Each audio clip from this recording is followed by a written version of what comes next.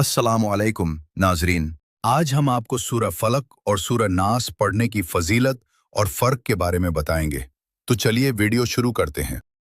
अगर आपको एक ऐसी ढाल मिल जाए जो हर बुराई से आपको बचा ले, चाहे वो बाहर से आए या आपके अपने दिल से, तो क्या आप उसे रोज़ इस्तेमाल करेंगे?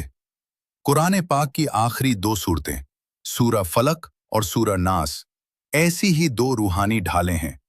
लेकिन हैरानी की बात यह है कि ज्यादातर लोग इन्हें पढ़ते तो हैं, मगर इनके बीच का फर्क और असली ताकत नहीं समझते।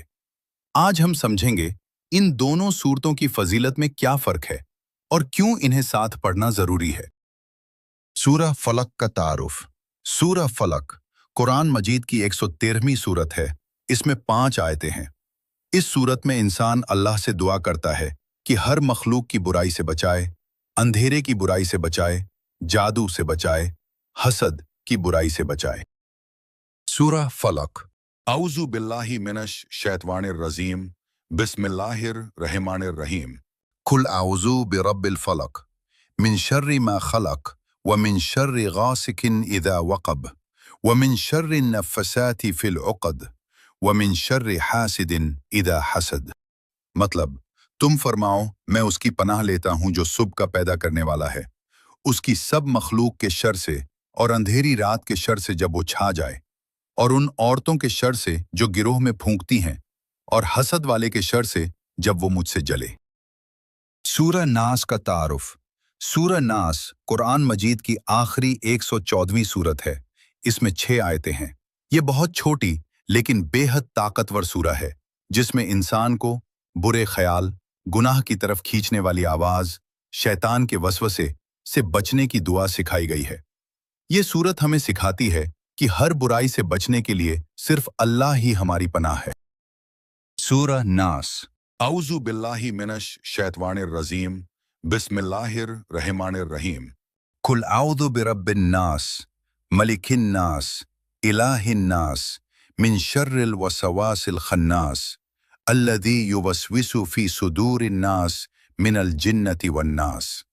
मतलब, तुम कहो, मैं उसकी पनाह में आया जो सब लोगों का रब, सब लोगों का बादशाह, सब लोगों का खुदा, उसके शर से जो दिलों में बुरे ख्याल डालता है और छुप जाता है, वो जो लोगों के दिलों में वसवसे डालता है, जो जिन्नों और इंसानों में से होता है। सूरह फलक। बाहरी बुराइयों से हिफाजत। सूरह फलक हमें उन खतरों से बचाती है जो हमारे बाहर मौजूद हैं। इसमें जिन बुराइयों से सुरक्षा मांगी जाती है वो हैं अंधेरे की बुराई, जादू करने वालों की बुराई, हसद करने वालों की बुराई, हर उस चीज की बुराई जो नुकसान पहुंचा सकती है। यानी ये सूरत एक बाहरी सुरक्षा कवच है।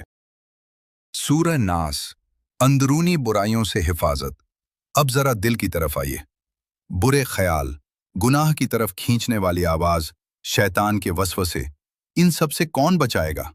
इसका जवाब है सूरह नास। इसका मकसद शैतान के वसवसों से बचाना और दिल और दिमाग को साफ रखना है।